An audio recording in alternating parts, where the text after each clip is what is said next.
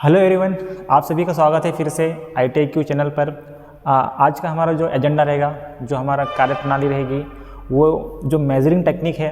Okay, जो measuring technique है हमारी rating and symbol of instrument. किसी भी प्रकार का जो भी इंस्ट्रूमेंट है, खास करके जो इलेक्ट्रिकल पैनल्स की मैं बात कर रहा हूँ यहाँ, वो जो पैनल्स है, इंस्ट्रूमेंट है, मीटर है, उनका रीडिंग करते समय या उस मीटर की पहचान हम कैसे कर पाएंगे। क्या है हमारे पास ऐसी खूबियाँ, क्या है हमारे पास ऐसे स्रोत जिसके माध्यम से हम उस मीटर का अध्ययन कर सकेंगे और उससे भली भांति परिचित हो सकेंगे। राइट, तो आज हम वही देखेंगे। पार्ट 1 जो इसका आया था, उसमें हमने लोगों ने मेजरिंग का जो सिंबल था, रेटिंग है, उसके बारे में चर्चा करी थी। एक संक्षिप्त विवरण भी था उसमें। राइट, तो अभी आगे चलते हैं। तो जो 7th नंबर का है हमारा, 8th नंबर का है हमारा, 9 नंबर का है हमारा, 10 नंबर का है हमारा, और अन्य जो इसके अतिरिक्त भी उसमें कुछ ऐसे घटक होते हैं, ऐसे कुछ चिन्हांकन होता है जिसको देख करके हमें डाउट होता है कि ये क्या कार्य हो सकता है, मॉडल है क्या, वो क्या ब्रांड नंबर है क्या वो। राइट, तो इसी को आज हम लेकर के चर्चा करेंगे। फिर कुछ मीटर भी देखेंगे जो स्पेशल और ख़ास प्रकार के मीटर होते हैं, जैसे कि ओम मीटर, जिसकी जो विशेषता है, अभिलक्षण है, काफ़ी अद्भुत है। राइट, तो देखें यूजिंग पोजीशन। जो हमारा मीटर होता है, ओके, मापक यंत्र जो होता है, उसको पोजीशन में भी हम रखते हैं।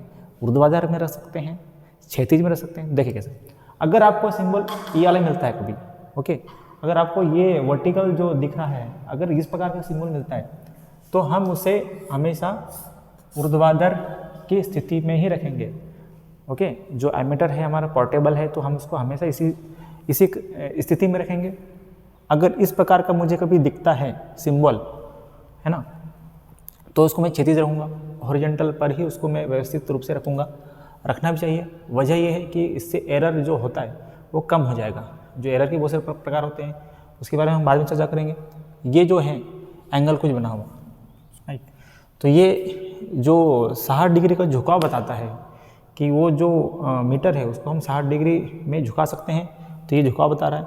अब ये जो है ये परपेंडिकुलर अभिलंब है, और ये मेरे पास एक डंडा है, ±2% दिखा रहा, 2% डिग्री। राइट, तो ऊर्ध्वाधर के साथ में मैं इसको 2% आगे पीछे कर सकता हूँ। एक स्थिति है जिसमें मैं कर सकता हूँ, बदलाव कर सकता हूँ, कोई समस्या नहीं है।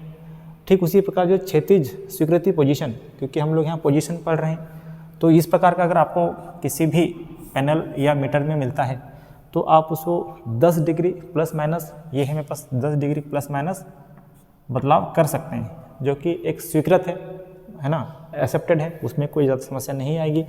तो ये है पोजीशंस। किसी भी इंस्ट्रूमेंट को रखने के पूर्व उसकी पोजीशन हमें पता होना चाहिए। कई बार जो लड़के लड़कियां क्लास में क्या करते हैं कि एमीटर है, उसको ऊपर से देखा, किसी ने बाजू से देखा, किसी ने ऐसे पटक के देखा, तो रीडिंग ऐसे में गड़बड़ आती है। बहुत सारी जो माइन्यूट जो एरर है, जो त्रुटियाँ हैं या दोष, वो उसमें उत्पन्न होती है, इससे हमको बचाना है।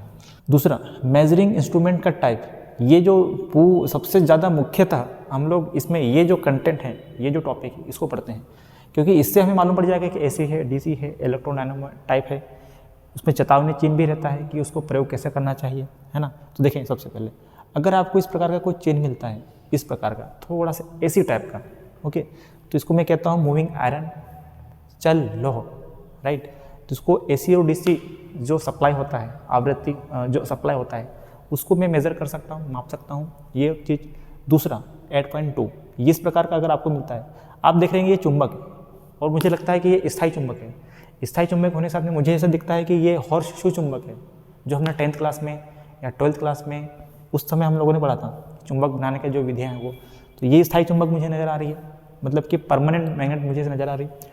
ये मूविंग कॉइल है। ओके, तो ये हो गया आपका मूविंग कॉइल, जिसको मैं हिंदी में कहता हूँ चल कुंडली। इसका जो अनुप्रयोग है, इसका जो प्रयोग है, वो है हमारा डीसी। मतलब कि डीसी जो स्रोत है या डीसी जो सप्लाई हमारे टर्मिनल्स में आ रही है, मीटर में आ रही है, यंत्र में आ रही है, तो मैं इसका प्रयोग करता हूँ, मुझे दिख जाता है, मैं पहचान जाऊँगा। राइट, आगे आते हैं। अगर मुझे इस प्रकार कोई चिन्ह मिलता है तो इसको मैं कहता हूँ इलेक्ट्रोडायनामोमीटर। ओके, तो ये है इलेक्ट्रोडायनामोमीटर टाइप।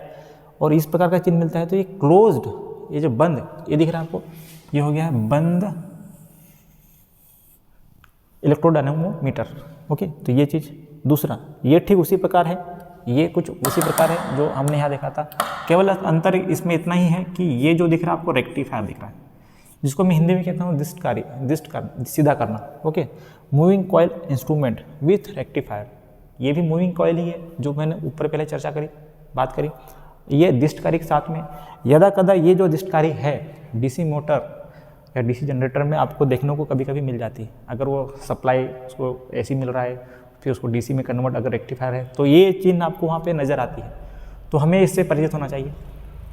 ये जो चिन्ह है ये वाला दिख रहा है प्रतिरोध है, तो ये कभी कभार फ्यूज जैसे दिख रहा है, कभी लगता है लोड जैसा दिख रहा है, पर यह है प्रतिरोध। आने वाले समय में मैं आपको लोड जो होते हैं 3 प्रकार के जो लोड होते हैं लैब के अंदर, उसके बारे में आपको मैं बहुत अच्छे से बताने वाला हूँ। तो लगातार बने रहिएगा वीडियो में कि जो लोड होता है और जो फ्यूज़ होता है उसके बारे में मैं बता रहा हूँ कि फ्यूज़ के कितने प्रकार हैं, उसका जो एलिमेंट्स है, उसके जो घटक हैं, है ना, उसकी फ्यूज़ फैक्टर, फ्यूज़ रेटिंग, वो सब बताने वाला हूँ। तो आप लगातार बने रहे वीडियो पर। Separate shunt and series resistance, ये ठीक उसी प्रकार की बात कर रहा हूँ कि अगर मेरे पास डीसी मोटर है शंट प्रकार का या कंपाउंड मोटर है जो डीसी में है, तो वो सेपरेट शंट और सीरीज जो रेजिस्टेंस होता है उसके बारे में ये बताता है कि भाई आपके पास में ये इस प्रकार का कुछ रेजिस्टेंस होगा, तो मैं पहचान जाऊँगा कि शंट या सीरीज है। राइट, आगे चले। ये जो चिन्ह है ये चेतावनी चिन्ह है, मतलब कि जो यूज़ करने का जो तरीका है कि भाई हम जो भी मीटर है उसको किस प्रकार से एक प्रक्रिया का पालन करते हुए हम उसका प्रयोग करें, उपयोग में लाएँ, तो ये चेतावनी चिन्ह है। फर्स्ट ईयर में जब आप पढ़ेंगे इस बारे में तो आपको चेतावनी चिन्ह, आदेशात्मक चिन्ह, सूचनात्मक चिन्ह, है ना, तो ये चीज़ें आपको मिलेगा पढ़ने के लिए और काफ़ी अच्छा होता है कि चेतावनी तो किसी भी व्यक्ति के लिए ज़रूरी होती है, क्योंकि इलेक्ट्रिकल जो है इंस्ट्रूमेंट ज़रूरी हो जाता है। कभी कभार मुझे मीटर्स में इस प्रकार के चिन्ह देखने को मिलता है, तो मैं आशा करता हूँ कि अगली वीडियो में आपको मैं बताऊँगा, लेकिन अभी ये है कि अभी आपको पता करना है कि ये क्या चिन्ह हो सकता है। राइट, तो ये सब कुछ है जो हमको बताने जा रहे थे। इसके अतिरिक्त, इसके अलावा टाइप ऑफ स्केल, बड़ी बात है कि किसी मीटर में जो स्केल है वो किस प्रकार से काम करेगी, क्योंकि स्केल को देखने पर भी हमें एरर आते हैं। कभी कभार हम स्केल को समझ ही नहीं पाते हैं। जनरली जो मेरे यहाँ पे जो लैब है उसमें आपको 2 ही प्रकार का स्केल देखने को मिलेगा। जो ओम मीटर है उसके बारे में हम विशेष रूप से चर्चा करने वाले हैं, तो लगातार बने रहिएगा। ये टाइप ऑफ स्केल, ये कोर्स स्केल है। ओके, इसको मैं कहता हूँ कोर्स स्केल। आमतौर पर ये इलेक्ट्रॉनिक्स में मिल सकता है, इलेक्ट्रिकल में कम ही मिलता है। ये इस प्रकार का जो स्केल आएगा जो डिवीज़न है, ओके, मैं इसको कहता हूँ स्पान। ठीक, इसको आप ऐसा समझे कि 2 खंभा है, 2 पोल है इलेक्ट्रिसिटी बोर्ड का। एक खंभा मेरे घर के सामने खड़ा है, एक खंभा दूसरे घर के सामने खड़ा है। उन दोनों के बीच का जो दूरी है उसको मैं कहता हूँ स्पान, क्योंकि जो इलेक्ट्रिकल जो है उसकी भाषा में हम उसको स्पान बोलते हैं, डिस्टेंस नहीं कहते हैं, स्पान कहते हैं। ओके, तो ये 2 बिंदु है उसका जो है उसको मैं कहता हूँ स्पान। एक course fine division, fine division का तात्पर्य ये हुआ कि ये जो डिवीज़न है वो फाइन है, मतलब कि एक अच्छा है। राइट, तो ये इसका जो प्रयोग है ज़्यादातर हम लेबोरेटरी में करते हैं, जो प्रयोगशाला होते हैं। प्रयोगशाला से तात्पर्य है कि एक तो वो राष्ट्रीय स्तर के प्रयोगशाला जहाँ से माप तोल विभाग अपना सब कुछ निश्चित करती है, एक स्टैंडर्ड करती है, एक पैमाना देती है, मानदंड निश्चित करती है, वो एक। दूसरा प्रयोगशाला वो होता है कि BSc कॉलेजेस हो गया है, जो कॉलेजेस है वहाँ यूज़ होता है। पैनल इंस्ट्रूमेंट, ये जो यही वाला है, इसको पैनल इंस्ट्रूमेंट में भी यूज़ करते हैं, पैनल इंस्ट्रूमेंट में यूज़ करते हैं। 1 से 2 क्लास होती है, जो इसकी क्लास होती है ना, तो ये 1 से 2.5 ये है क्लास, वर्ग। पार्ट 1 में हमने चर्चा किया था कि वर्ग क्या है। आगे चलें, एक्सटेंडेड स्केल। ये स्केल को एक्सटेंडेड में इसलिए कहता हूँ, बाकी 0 से ही चालू हुआ है, कोई शक नहीं है, लेकिन यहाँ 25 तक आने के बाद में 100 आ रहा है, मतलब काफ़ी अंतर है। यहाँ पे 25 के बाद में 100 आ रहा है। तो इस प्रकार का जो स्केल है उसका प्रयोग हम ज़्यादातर वहाँ करते हैं। देखिएगा, स्टार्टिंग करंट ऑफ मोटर, आप सभी को पता है कि जो शुरुआती जो करंट होता है मोटर का काफ़ी अधिक होता है, तो वहाँ पर मैं इस प्रकार के स्केल का प्रयोग करता हूँ। तो एक्सटेंडेड स्केल हो गया कि उसका विस्तारित रूप वाला जो स्केल हुआ। लीनियर स्केल, आपसे मैंने चर्चा की, अभी बोला था कि मेरे पास 2 ही प्रकार का स्केल है लैब में, तो देखिए कौन सा है।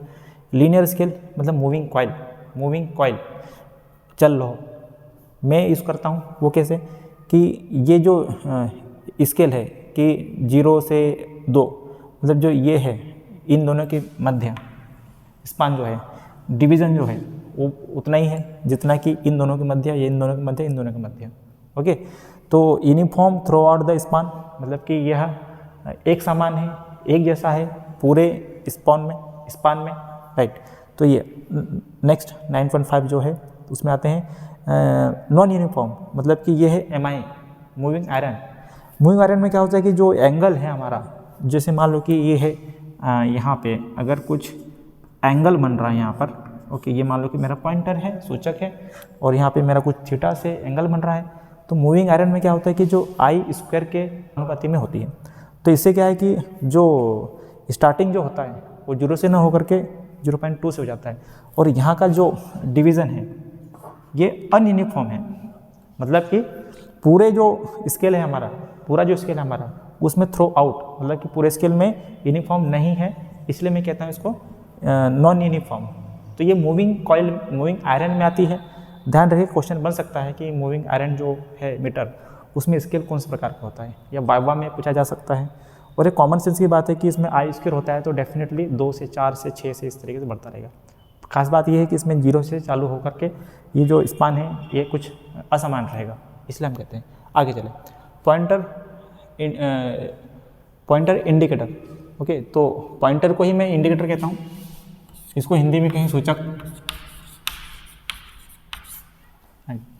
तो सूचक कितने प्रकार के हो सकते हैं आमतौर पर किसी भी लैब में, किसी भी वर्कशॉप में, तो उसको देखें।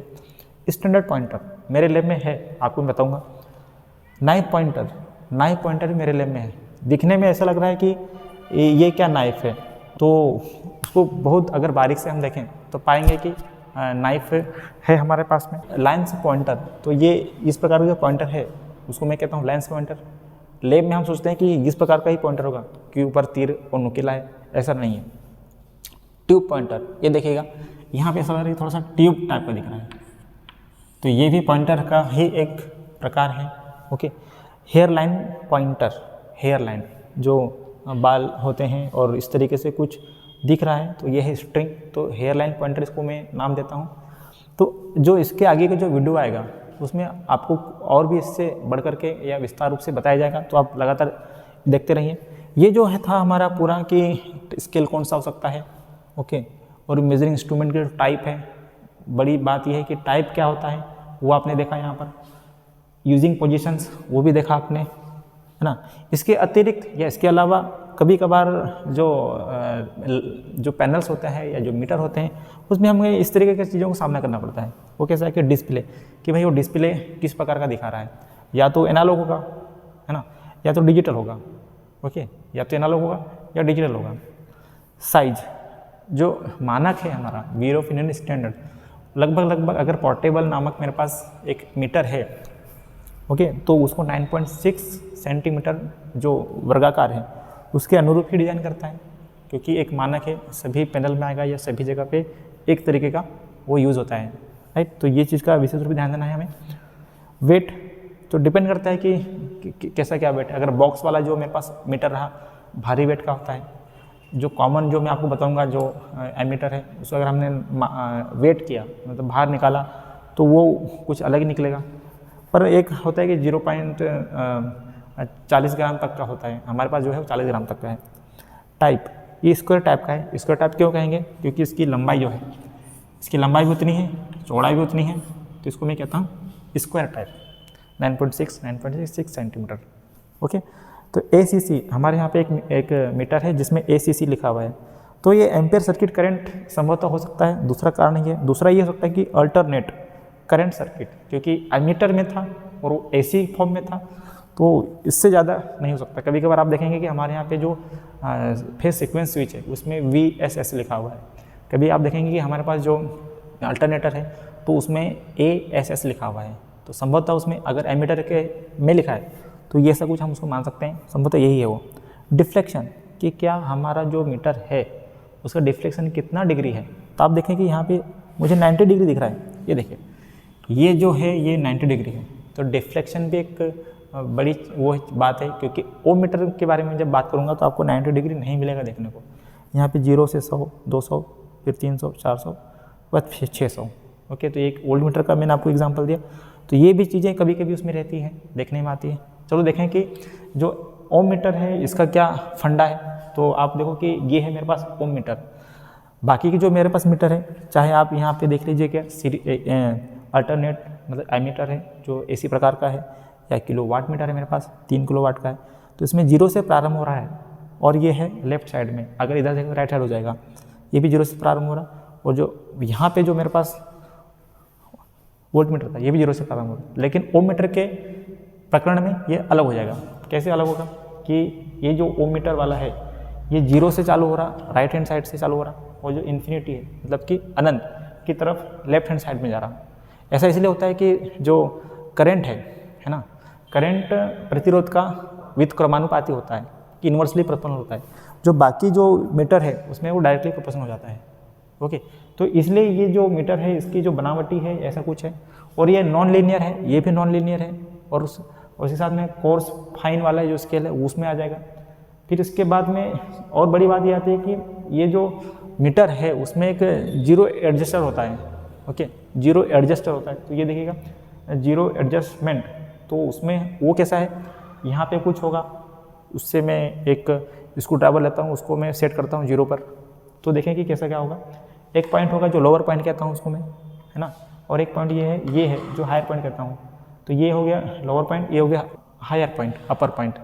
तो ये पूरा जो हमारा था आज आपको बताने का, जो किसी भी प्रकार का ammeter, voltmeter, frequency meter, power factor meter के समक्ष या फिर पैनल के समक्ष अगर हम खड़े होते हैं, तो आज के बाद हम ये बता पाने में सक्षम होंगे कि ये क्या हो सकता है। ये एसी है, ये डीसी है, ये सिंक्रोनस हो सकता है, ये मूविंग आयरन हो सकता है, मूविंग कॉल हो सकता है, ये ओम मीटर हो सकता है, राइट। तो ये जो पूरा था हमारा बताने का, तो आप बताइएगा कि आपको कैसा लगा। और जो आने वाला जो वीडियो है, तो आपसे मैंने कमिटमेंट किया था कि आपको मैं बताऊंगा, तो लाइक, शेयर, कमेंट और सब्सक्राइब करें हमारे वीडियो को, और देखने के लिए धन्यवाद।